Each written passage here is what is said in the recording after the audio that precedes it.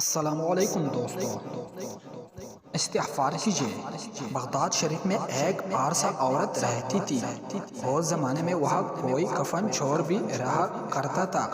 جب وہ پارسا عورت اس دنیا سے رخصت ہوئی، اس کفن چور نے بھی اس کا جنازہ پڑھا تاکہ اس کی قبر دیکھ سکے۔ جب رات ہوئی تو وہ کفن چور اس پارسا عورت کی قبر پر گیا اور قبر کھودی۔ جب اس نے کفن کو ہاتھ لگایا تو اس پارسا عورت نے چور کا ہاتھ پکڑ لیا اور کہا، اللہ کی شان ہے کہ ایک جنتی کسی دوسرے جنتی کا کفن چرا رہا ہے۔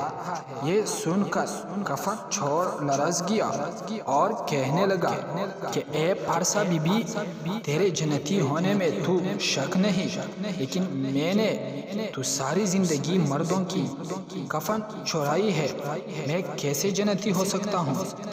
اس پر وہ عورت بولی، اللہ تعالیٰ نے مجھے بخش دیا اور جس نے میرا نماز جنازہ پڑھا اسے بھی بخش دیا، اور تو نے بھی میرا جنازہ پڑھا ہے۔